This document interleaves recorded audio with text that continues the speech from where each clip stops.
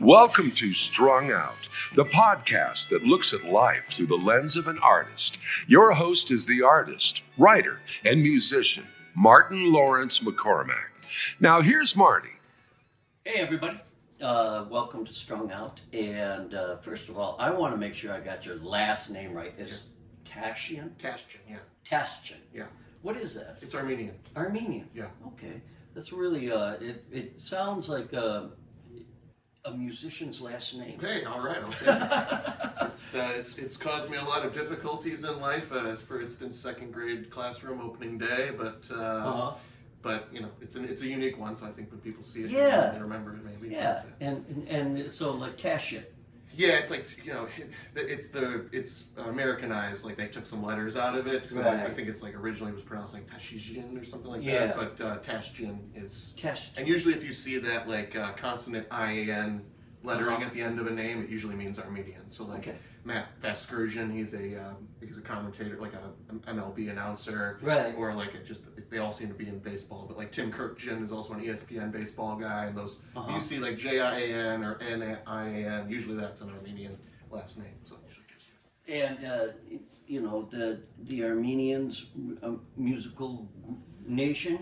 I believe, right? they're probably, you know, I can't say I've checked out a ton of Armenian folk music, but I would assume it's a lot like that Balkan odd meter dance music sort of stuff, and stringed clarinet and stringed instruments and stuff. Pretty like cool that. Stuff. Yeah, you know that. Back of a wagon, you know. Yeah, I think it's awesome. Yeah. Have you had a chance to get back over to Armenia? No, I have not. It's Do you have relatives there? I don't know, because of the there was a large genocide that occurred. The Ottoman Empire kind of wiped most of the people out there. That's actually what happened to my grandfather. He was the oldest. Came over when he was about 14, I think, to the States to visit relatives in Philadelphia and learn to speak English and kind of get And by the time he had got there, he got word that the Ottomans had like basically liquidated their entire village and almost everybody was killed. So he kind of realized suddenly he was in the Americas and didn't have a home to go back to, and was kind of just like, here we go. So he sat in I believe like a first grade English class for 2 years, just like listening to learn to speak English, because he didn't really have a school they could put him in, so he just kind of sat in the back of the classroom and picked up what he could until he could speak English well enough to go out and get a job. What an amazing story. And you know, I mean, the Armenian genocide is just one of those things that like a lot of genocides, the perpetrators want to kind of just, you know. Yeah. And it was able to be done a lot quieter back in those days, when the news of the situation wasn't getting out daily. Exactly. Now we live in an era where, you know, that kind of stuff sadly still goes on, but we're not here we're not going to delve too deep into that, or else Jim and I will get both depressed. Yeah. Why don't you start us in with a song? Give us one of your originals, and sure. And we'll take it from there. Cool. What's the name of it? This song's called Arms Folded. Arms Folded. Okay.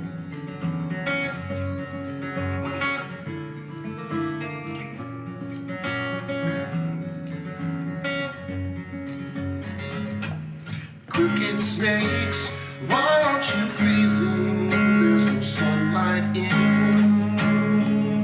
your den. You crooked snakes, soon you'll be frozen. There's no sunlight getting in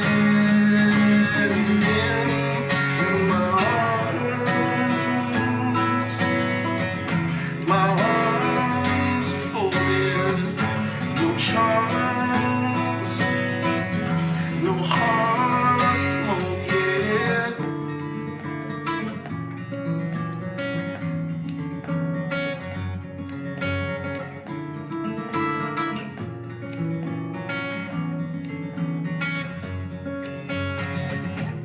Garden slow, hopelessly sowing all those helpful mountain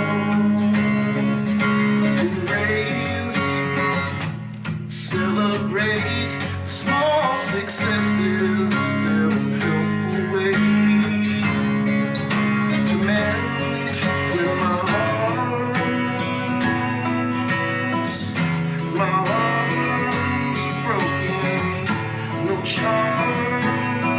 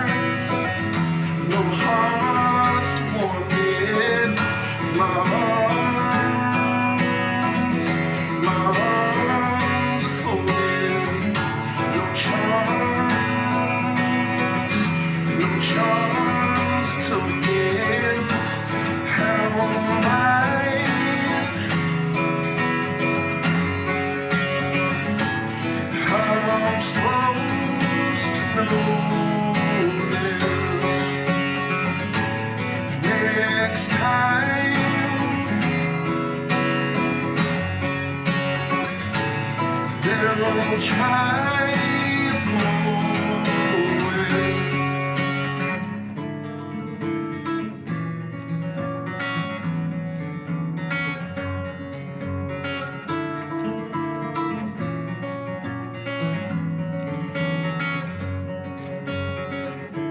How am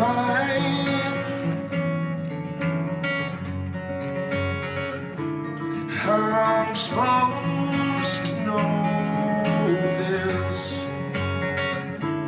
Next time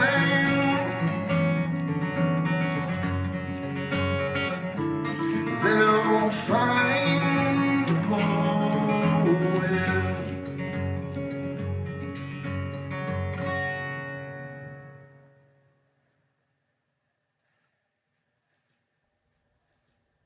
Very cool. Thank you. Very cool. I'm warming up a little bit, so. Yeah. It reminds me of there's at first a little bit of a Buckley, Jeff Buckley kind of that, you know, with the guitar that you know, you know. Sure. But then there's other influences in there, but it's but I can't put my finger on you know, on what it is, but it's really cool. And Thanks. did I hear that line correctly? Next time they'll find a poet. Yeah. I love it. I want to know about that song, but I want to also get into your background. We started off talking about your Armenian roots, and did you grow up around here in Chicago? Did your grandfather set roots then in Chicago? My grandfather eventually moved to Riverside, California, where my father was born. Oh, wow. And my mom grew up in Champaign, but moved to San Diego when she was about 16. So so all my family was in California. But no, my parents moved here shortly before I was born, like in '84 or something like that, to the northwest suburbs in Cary. Okay. So I'm from Trout Valley, which is a small subdivision, like its own village technically within Cary, but Cary's like the closest. Well, I grew up in Woodstock, so Okay, great. I know exactly where you're at. That's a nice area because it's still got a little bit of the rural to it, you know. In your family, were you the only musician? Were you like a prodigy, or was there something that happened? Well, my parents thankfully were very. My dad played trumpet and would call himself a musician, but he was. He was the guy that was always singing the ridiculous harmonies along with the Beatles records and stuff in the car. And we're just like, Dad, come on. There's three of them singing already. I think they got it. But just that kind of unabashed thing, I think maybe opened something for me to be like, it's okay to try things. But he played trumpet in college. My mom played piano, and they kind of our parents kind of started us all on piano, which I think is a really smart thing to do for kids. I think if they take to it, then you can buy them a guitar. But especially in those days when everybody had a piano in their house. But sadly, that's maybe not the case anymore. But yeah, I started on piano, and my brother Peter is a professional drummer, and my brother John is a professional singer and piano player. He does a lot of like piano bar stuff, like dueling pianos and Howl at the Moon. My sister Sally is a really great, maybe the best technical piano player of us. She doesn't do it professionally, but she stuck with piano lessons and classical piano longer than any of us. And my sister Laura is she directs the plays at the high school, and she came up through the choirs and stuff and sang, but she's more of the acting persuasion now. And my brother-in-law Patrick was actually my jazz teacher in high school, and my sister was kind of like interning there at the time. They met and got married, but I knew him first as my teacher, who kind of opened the doors of like fusion and kind of that next step past rock music that you. Do you remind him about that? I do. Say, hey Patrick, listen, man. Yeah, I was like, I thank him often for just kind of opening up my ears and my perspective to a lot of things. But to answer your long story short, there's a lot of music in my family. How wonderful is that? I mean, that you had all this art percolating around, and there was nobody obviously saying to you, hey, listen, Jim, you ever think about being an accountant? Yeah. That kind of thing. Yeah. Well, my dad was an accountant by trade, and so there you go. he was just always of the like, if you work hard and you think realistically about how you can earn a living doing something, like I think he never doubted my ability to do that, and I think that's important. I was different than my brothers and sisters in a way that I didn't really have to be told to practice, and that's not really tooting my own horn. It was more just like wanting to be reclusive. Like when I was young, I was really into magic, and so like it started out like I kind of just had these phases of like I'd get really interested in something, and then I would go to my room and just kind of work on it for hours and days. We're talking about like magical tricks, not like the Harry Potter. No, not like Magic the Gathering. Yeah. But that was actually probably before my time, or after my time. But just like sleight of hand or card tricks. I think I went to SeaWorld and saw a magician, and like just they absolutely blew me away. And so they'd be like, "Where's Jim?" And he was upstairs practicing the quarter trick or something, and I would come down and perform for everyone. And once I switched from piano I played bass actually for like 2 years because my brother John played guitar, and so I was like, I'll play bass. I love Paul McCartney, so I decided to do that. We rented a bass. I started there. The rental on my bass ran out at the same time that my brother decided to quit playing guitar. My dad had bought him an amp and a guitar, and he was like, "What do you think? Maybe guitar next?" And I was like, "Yeah, that sounds cool." And so he had the guitar and the amp already. And he's like, "We'll just return this bass that's a rental, and now you have a guitar." And rest is kind of history. That's very interesting. Is your brother? But he still plays. He still plays, yeah. And does he ever say to you, "Hey, you're welcome"? Or does he say, "Hey, listen, man, you owe me a I want my. Can I get it back?" Or? He doesn't, but we play together a lot. We have a band called the Holy Cows. That's like a bar band, cover band that plays after. At Merkel's, which is right down the street from Wrigley on Clark there. Oh, wow. We know the owner of the place. We grew up with him in Trout Valley. And so for, I don't know, probably 12, 15 years, me, Pete, and John I play bass. And we just do we take requests and play rock tunes and stuff after the Cubs games on Fridays, the day games. And it gets raucous and crazy in there, and we just get people bidding against each other for. Is your family still out there in Trout Valley? Yeah, my youngest sister just bought a house there right down the street from where my mom lives. Okay. And my older sister and brother-in-law live in the house we grew up in because my dad left when he passed away. Left the house to all of us, and the only person that made sense to kind of take it over as the caretaker was my brother-in-law and sister because they both teach at the high school in Cary. Makes sense. So we were just kind of like, things when something sudden like that happens, everyone's just kind of like, I don't want to deal with logistics or whatever. And my sister really kind of stepped up and handled all that and was like, all right, we're going to sell our condo in Algonquin. We'll just move in here. We'll all have a hub that we can come back to. And so that's really nice. So you're a McHenry Countyan? Yes. Wow. Fellow McHenry Countyan, I knew there was something about you. Just right there, I said, man, musical ability and from McHenry County. It's really kind of neat, and I'm not trying to make light of it because I feel that McHenry County and there's a lot of musical opportunities out there that people don't really realize. Yeah, the Cary Grove High School has a renowned arts program at this point. They, I don't really know they've won awards, state productions for stuff, and the plays and the musicals both are really highly regarded because they have some great teachers there that really take it seriously, and the choir program was great, and I learned a lot about music in that program, and especially coming out of junior high.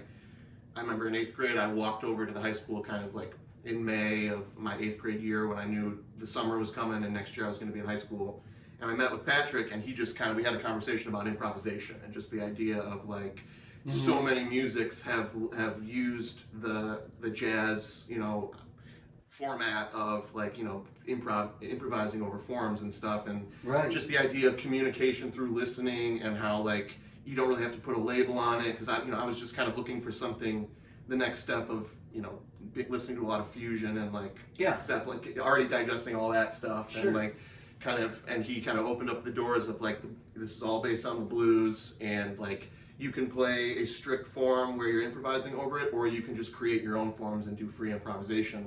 And basically from the start of my jazz education, we had Mondays where we were voice leading through the thirds and sevenths of the blues, and Friday we were turning the lights off, burning incense, and just playing free for 40 minutes. Oh, that's great. And yeah, so I think it was just like the two, trying to get to the middle of those two perspectives. And you're still in high school at this point. Yeah, I was a freshman then when I Wow. first started doing it. And Oh, how fantastic. yeah, I mean, it really informed a you know, lot. that's, and, Patrick, what a good teacher.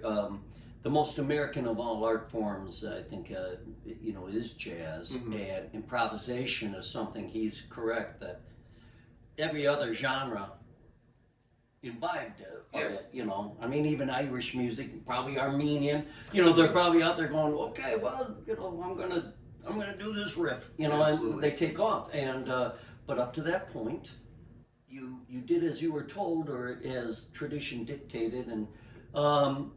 And you are kind of, it's one thing I really enjoy about doing a little research on you is, you've gone into a lot of different genres.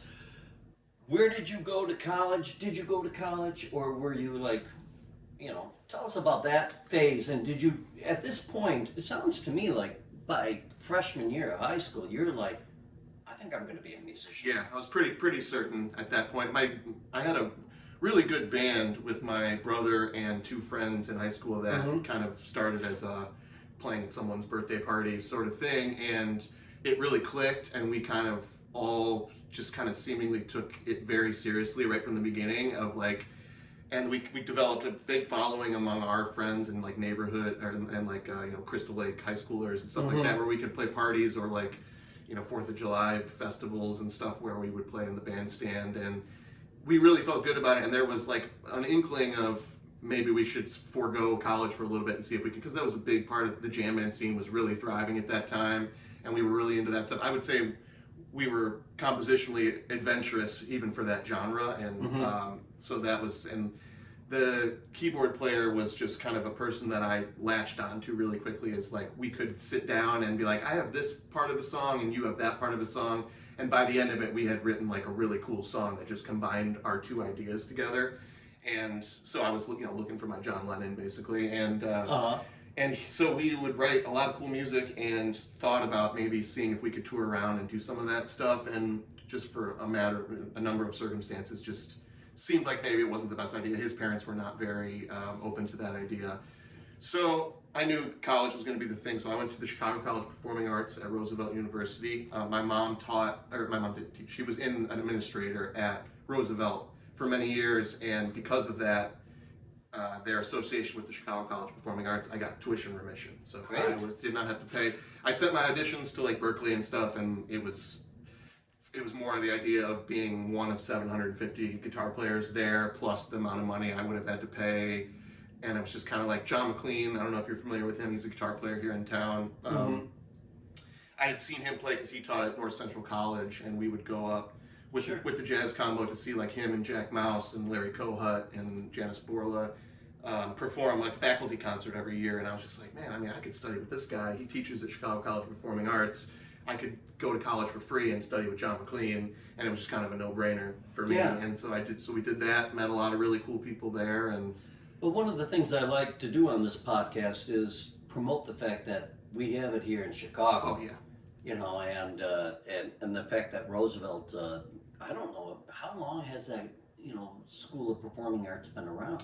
I think it was the Chicago Musical College before that, and I'm not 100% sure, but I know at least since like the 70s it's been around. And then they were kind of absorbed through, however that stuff works with accreditation or whatever, Right. to where they basically became like, Roosevelt is now like 5 separate colleges, it's like they have like their psychology college or something like that, and then like the Chicago College of Performing Arts is just kind of under their umbrella. Well, let me ask you this. Here you are, you're getting this great jazz education. You've got really good teachers in that influencing you from high school, now at Roosevelt. Did anybody ever say to you, hey, listen, Jim, this is what you have to do in order to be a full-time musician? I think that one thing, when I showed up, I think I was pretty good at that point. And me and John McLean really like hit it off, and he treated me from the beginning a lot like a peer. And I think that he was just kind of like, listen, you have one glaring weakness in your playing, which is sight reading, and as most guitar players have that issue. He's like, if you really want, like, he's like, that's really what we should focus on, but of course I'm down to talk about whatever you want to talk about. But he's like, if you really want to, you know, to get out there and work. But this was also kind of like a time when the idea of showing up to a studio and sight reading a chart was like starting to fade away from being like a real regular source of a gig. And so we did do a lot of reading and stuff like that, but you know, still not a good sight reader. It's always a challenge. I mean, it's solfege and all that other stuff. Yeah. I mean, it's God, I'm still working on it. I think my dying breath will be, you know, fossil. Well, but let's get another number, and then after that we'll take a little break, and we're listening to Jim TASHJIAN. Did I say that right? Yes. TASHJIAN. And Jim TASHJIAN is primarily a jazz guitarist, but also a writer. I would say I'm more primarily a singer-songwriter now than I am a jazz guitarist, because that was my training, but I just not lost interest, but I've just kind of like put that more in my back pocket as a thing I do. You know, I do a lot more sung music and stuff of the pop, rock, and folk variety now than I would say jazz. Well, we'll talk about that after we do the break. What's this next song? This song's called Margaret Alice. This is Margaret Alice. Margaret Alice. I wrote this song for my mom. Nice. Okay.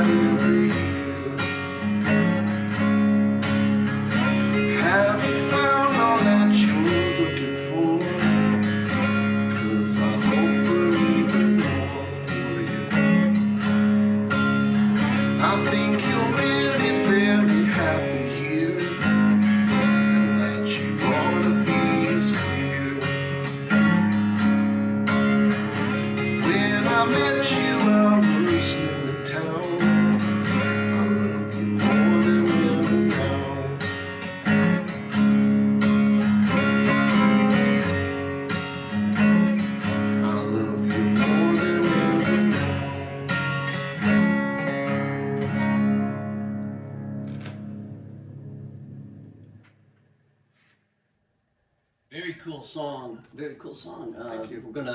I'm gonna ask you some questions about it after the break. Sure.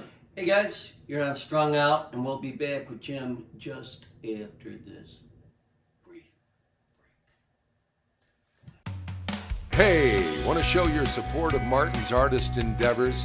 Buy Me a Coffee is an online site that makes supporting Marty easy. In just a few taps, you can make a payment of any amount, and no account is needed. You can also decide to become an ongoing supporter. Go to martinmccormack.com and click on the words Support Martin. Let's help Martin keep it all caffeinated.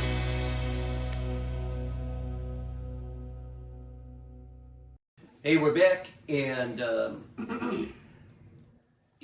before we got to the you playing that last song, Margaret Alice, a very beautiful song about your mom. I kind of like there's something very I get the feeling of like a summer day kind of feeling, with the way and really nice work on the bridge. Oh, thank you. I love the chords that you're doing on it's a thoughtful bridge. It's not one of these like, let's jump up a fifth. Yeah. It's very cool. You kind of mentioned to me that you had the jazz upbringing, and then you kind of found yourself as a songwriter. Yeah. So I want you to delve into that. And has your mom heard that song, first of all? She has heard it, yeah. What does she say? She liked it. Very good. Okay. Well, as long as mama... Yes. Got to keep mom happy.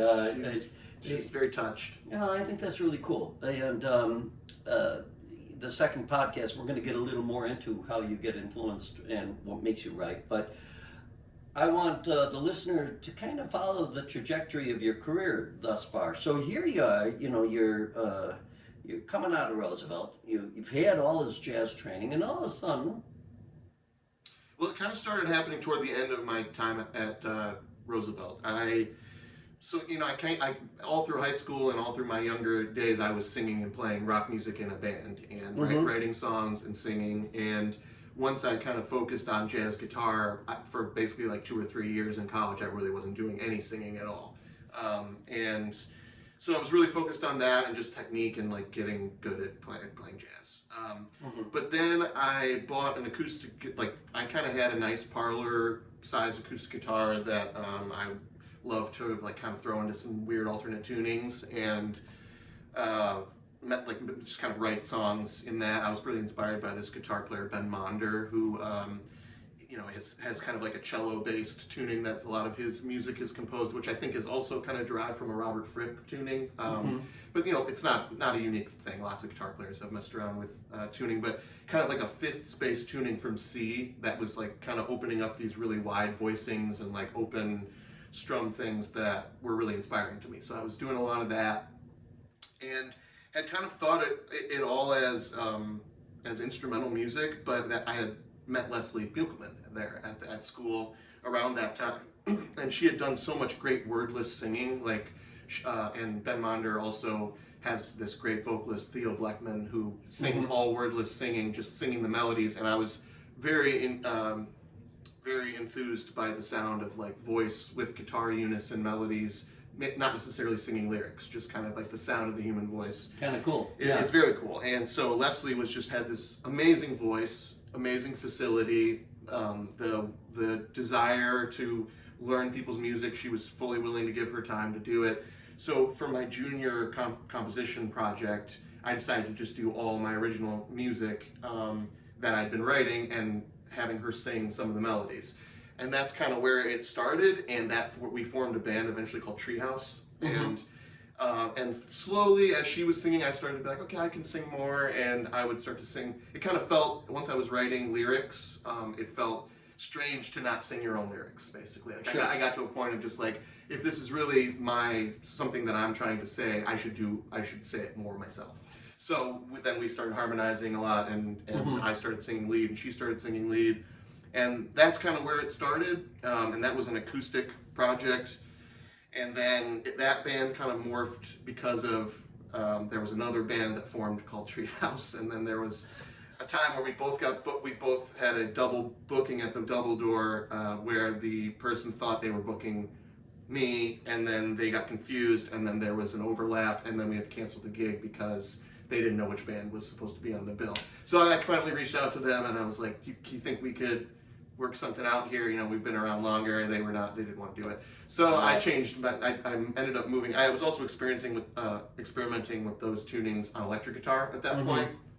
And as you might have some experience with, playing acoustic guitar in rock clubs is a nightmare, and especially with drums and bass. Yeah. So I was getting very fed up with feedback and like not really being able to get a reliably good sound live. Were you using this accent? No, this is pretty new to me. Yeah. My other one, this doesn't have a pickup. Is that a Taylor or what? It's a Collings. Oh, okay, very nice. Thank you. Very beautiful guitar. Thank you so much. Great tone. Who makes Collings? Collings. They're as far as I'm concerned, the greatest guitar company. Yeah, well, this is good to know. Where are they out of? They're out of Austin, Texas. Austin, Texas. Yeah. Okay. And this is a guitar I've been basically waiting to buy the better part of my life. It looks to me like a Taylor, but is it based on a Taylor? It's based on like a Martin D28. Or is it Martin? Okay. Yeah. All right. So and this is I have a really nice Larrivee that's been my main acoustic since that was the acoustic I bought that kind of fueled the composition project. Once I bought a full size that could handle these tunings, it was very inspiring, and a lot of music came out of that. So I know exactly the whole Treehouse dilemma with our band Switchback. We had to get the name. We had the name trademarked because so many people started taking Switchback, and even now people will take it, and then you have to go cease and desist, and sometimes it's better just to go by your own name. I have a feeling. You know? It was. I should have trademarked it. At that time, it was not trademarked. I did. I was a 22-year-old kid, and it was like whatever, and it bit me. But since then, and I've reformed. Changed the band name and kind of changed the sound a little bit because it went more electric. I received like a cease and desist from another band called Treehouse that has since trademarked it, and I was like, I don't use that name anymore, so I don't have to worry about it. But it was funny. They were the third band, and they had the thought, let's just trademark this so we can get rid of these. Eventually, but unfortunately, yes, trademark your name. Be prepared to defend it if you can, and just remember, there's a bunch of people out there that don't pay any attention to that, and they'll trample all over it. But persist. But you have a kind of a cool last name, so you could form the TASHJIAN band, and everybody would be like, "Hey, it's the TASHJIAN band." Yeah. But I digress. So here you are. I get it. You can't play an acoustic guitar in a rock setting. You can. We have, but I mean it's difficult, and drums usually kill you. Yeah, it was just getting to that point of like it had to be the right room. It's like playing someplace like the Tonic Room or something was great, but a big stage with a lot of sub feedback and stuff, it was just becoming a problem. And so the main thing was the name, and like the sound was starting to change, so I figured let's kind of rebrand. And then I was really starting to enjoy playing electric with those low tunings too, through a lot of bass response and stuff that I was cool on electric. Do you still like to use those low tunings? I do, yeah. Okay, so I mean, is this tuned a normal tuning, right? Yeah, I'm actually in D flat. I'm in E flat standard in drop D, so it's like D flat. Okay, yeah, it's got a great sound. And very nice. So work with me here. You then reform the band into what band? Because I mean, you're in like a myriad different ensembles, right? So that's my band, my songs, and we changed our name to Misremember. And so now we have one record under that name. We have one Treehouse record and one Misremember record. Those are on my Bandcamp. If you ever want to check them out, I stand by them. I think they're good. You'll hear the difference in the sound. The first one being. And how can people access it on Bandcamp? Jim TASHJIAN at bandcamp.com. Okay, there you go, guys. Misremember is kind of a cool name. Thank you. Did you trademark it yet? No. Okay. But it's you know, Get in there, it's Jim. I took it from the, I don't know if you remember when Roger Clemens was being prodded for his steroid usage during the baseball. Some of the he had a memorable quote where they asked him, "Do you remember this guy giving you these drugs?" And he's like, "No, I don't." And he's like, "Well, what do you say to the guy that said that?" And he's like, "I think he's misremembering what happened." And I'm a big baseball fan, so I kind of, that's kind of my little ode to one of the greatest pitchers of my lifetime, and what he's. That's awesome. That's one endure. I think it's great that goes to Roger Clemens. Yeah. I mean, that's pretty funny. We changed it to like a woman's name, so like Miss Remember. So it's like, and it also kind of reminded me of those like Little Miss books that, I don't know if you're familiar with those. They were like these little square white books. It'd be like Little Miss Angry, or like Mr. Late, or like Mr. Tardy. They were all these like crude drawings of these little books. I got them for my daughter. Yeah, it totally reminded me of that. Kids books, but like and so is that a full-time thing for you, or I mean, how are you juggling all these different things? And it is by juggling all these different things, is that earning you a full-time musical career? Yeah, well, with Leslie, we run a jobbing band through a company called Beat Mix that does like corporate events, weddings, all that stuff, like a society band, I guess they call them on the East Coast.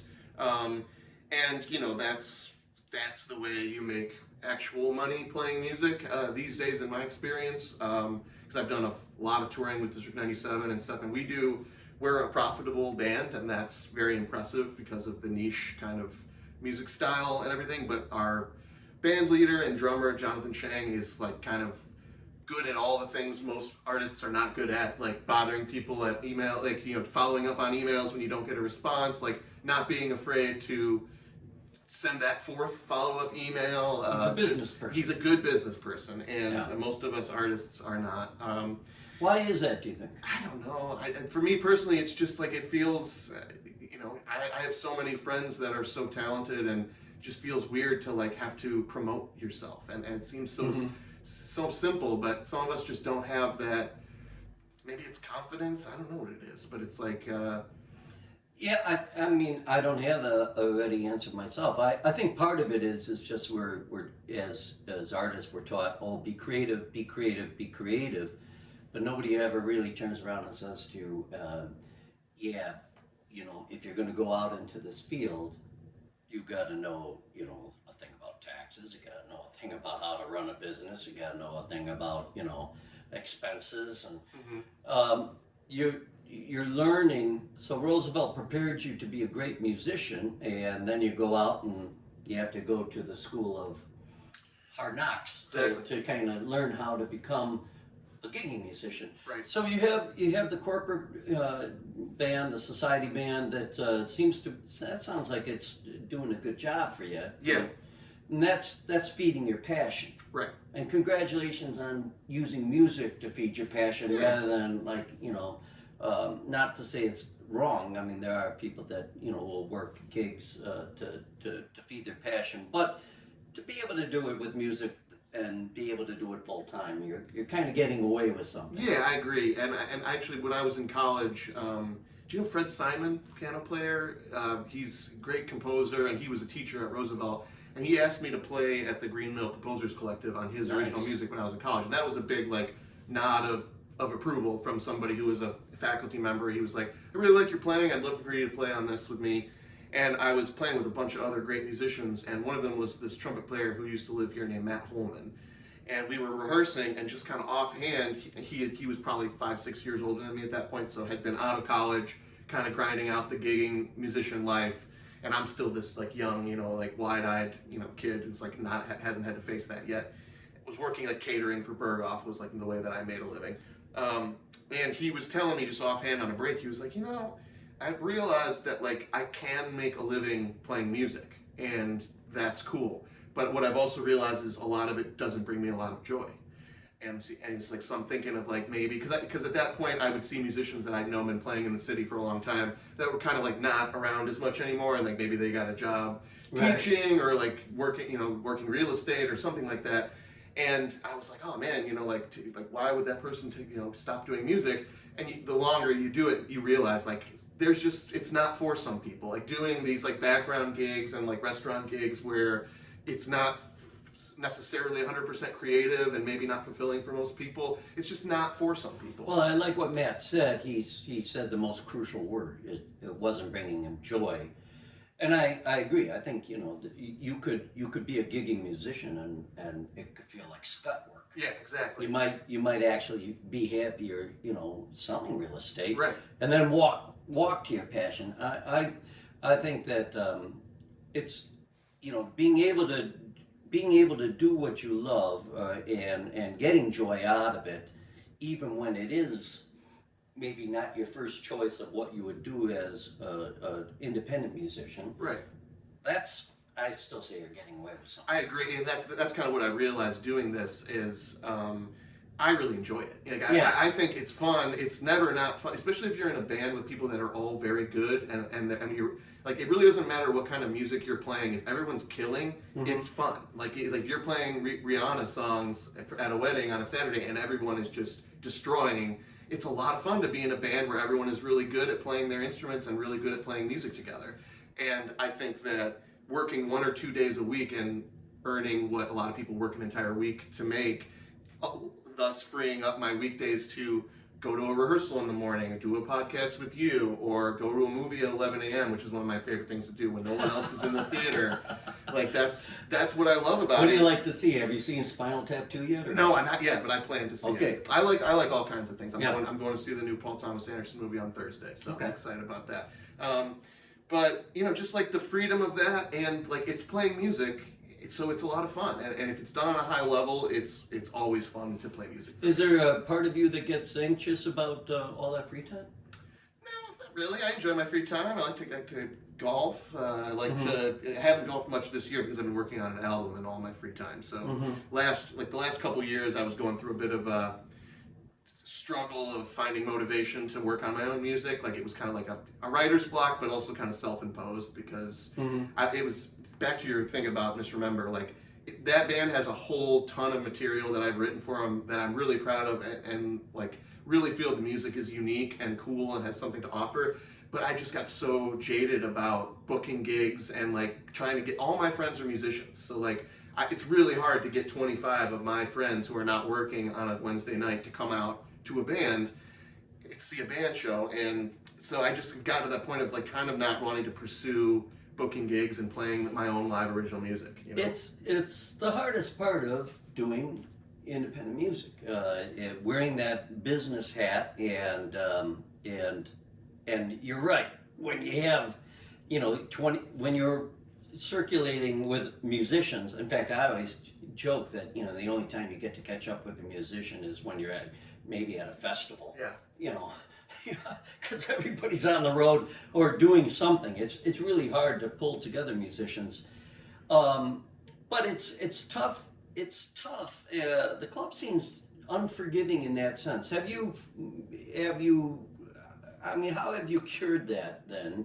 You said you had a little bit of a drag on it. Have you been able to reconcile yourself with that, or? Yeah, I think what it's come to now is I don't really care what happens to music after it's recorded. Like so I would sit down, find myself writing down, sitting down with the guitar, and I just have, for many years, it was like you sit down with the guitar, something pops up, and then over the next 2 weeks, I'm kind of going back to that every day, and it expands, you know, and I kind of know where this thing is going, and maybe some words will come to you or a melody, and then it kind of just starts to snowball into a song. And I think something about just like sitting down and having done years of like, you know, play the Beat Kitchen with 3 bands that are all friends of mine. We bring the same 10 people, and some of those people go into the bar and don't even sit and listen to your, you know, set because they're like, oh yeah, I know, I've heard this band. It just like, that was just such a drag to me that I, you know, would start to sit down and write a song and be like, what am I even going to do with this music? Like, what am I going to play another show at the Beat Kitchen, or like, you know, play like whatever? And so I would just kind of give up on it, and these kind of nugget of an idea would sit unformed or sit as like a voice memo on my phone for 2 years or something like that. Well, you're touching on something that is Ben, and you know, when I was playing before before you were born, there was still the Beat Kitchen. Mm-hmm. And so what you just described was how we had to deal with the Beat Kitchen. It's just, and not to malign the Beat Kitchen, No, because it's a there's great other places too, but these places, it's amazing that they survive, because they're feeding off of enterprising bands that want to kind of get a leg up, and it's I always call it "Bring me the witch's broom." You gotta pull in 30 of your relatives at 10 o'clock on a Tuesday night to play, and you're the third band of the evening, and it's beyond ridiculous. So yeah, it's tough to do that. And in the next podcast, maybe we can talk a little more about how you get around that. Sure. Because I sense you probably did. Before we have you play the final song, I want to ask you then, first of all, I just think it's great that you are doing what you're doing, and what you said, that after I write the music, I kind of let it go. I'm paraphrasing what you're saying. Sure. I don't. That's a certain amount of freedom, right? It really is. Yeah, I think it's. I just heard an interview with, speaking of movies, the director of the movie Weapons was talking about writing that film before his really successful film that came out before it. So he wrote that film first. His next film was a big hit, and then so when he wrote that, he said he was writing without ambition. And like that's basically how I felt over this last batch of songs that I've been writing and working on recording, is like the fact that I have no ambition as to what's going to happen with it has given me so much freedom to work on it, and I really have fun working on it. Like I'm working on it with a partner that is a musical collaborator who I've known for many years, who I just think the world of in every respect, like one of the best drummers in the world, one of the greatest songwriters and original music minds that I've ever met. And he's also a fantastic engineer who has a studio in his home. So like we're just getting together and we're working on my music, and he's bringing it to life, and we're bouncing ideas off each other, and I'm just having a lot of fun working on my own music, and I feel like it's been years since that has happened, Well, I think you're a success, and I think that's, for me, as far as independent musician, I think that's the definition of success. Ambition is, it's good to have ambition with a little a. Mm-hmm. Ambition with the big A is the soul killer in our business, I think, or our art, and because it gets tangled up in that business, but even worse, it gets tangled up in that self-imposed expectation that I have to be something famous or something noteworthy, and I always like to say 100 years from now, it's not going to matter. Right, exactly. I always think of all those singers before the phonograph that think about all the people we never heard. Yeah. And it's kind of humbling in a way. It is, yeah. But why don't you play us out of this podcast? But before you do, I'm going to ask you anyway. Do you consider yourself a success? I think because I make a living playing music, that it is a success. Yes, because it, like you said, it allows me to do music for fun without needing to make money, which is very, very hard to do. So making money with your original music is very difficult, and a lot of times it is a snake eating its own tail of just like you get dark about the fact that you can't get traction, and it destroys the art. And and I think that I really think it takes getting older, which I think is, you're about a year older than me. Like you said, you're probably playing music before I was born. But I think as you get some perspective in life, you kind of realize like, why am I doing this? Like, and that's the most important thing, is if you can get to that point of the reason I'm doing this is because I love doing it, and I like to have fun making stuff. And if you can get back to that pure place, I really think even the results improve of what you're creating. And so that's certainly been the way for me, and so I would say that's a success. So when are you going to start your lecture series? Here it is. And charge, $50 a head. So the, people, these young people, 16 years old, you're touching on the truth of what it means to be a true musician. And I commend you for it, because I think a lot of people, there are some people, I'll just say, that spend their whole life, like how you said snake eating its tail. Mm-hmm. Exactly. Mm-hmm. They don't realize that they have everything right now. Right. And that we get sold a bill of goods, I think, in this business, and they always hold up the 1% up there and say, oh well, look at well, those people, that's such an anomaly. But we're going to have Jim for the second podcast where we get even more into his creative machinations. And Misremember is the main band. And again, people can follow you on Facebook. Yeah. And Instagram. Bandcamp. Yeah, and Instagram. And Instagram. You don't have a website. I don't. Bandcamp is kind of my website where I put all music up and stuff. Very good. Yeah. So, get out there and listen to his music and reach out to him. Sure. Get some advice. Here's a young guy that's he's discovered the secret, already. And my most recent recording that came out earlier this year in February is a band called Storm Jameson. It's a duo project with me and a great guitarist named Matt Gold. Oh, great. And we do like folk music. Our first album was kind of a combination of reimagined folk songs and original songs. And then this most recent one we did is kind of our take on some of the traditional folk songs and a couple like covers that we did it in a folk way. Do you cover any switchback in there? No, not yet, but Okay. I got to get into that catalog. I'm old enough now. Yeah. I have to laugh because I think in our business, at least with the performing arts centers, everything's now a tribute band. It is, yeah, that's a sad, So sad maybe, state. I'm just offering, Sure. the switchback tribute band. All right. For what it's worth. No, I'm just kidding. But we've even joked about being our own cover switchback tribute band, and maybe that would get us work. Play us out. What do you got? All right, this one's called The Day. The Day. Okay, we got Jim TASHJIAN, and you know where to find him. And want to thank you for listening on this podcast of Strung Out. I've had a good time with Jim, and we're going to be back with the second half of this interview. Like I said, the creative part of Jim TASHJIAN and his amazing songwriting. It's really cool. Thank you.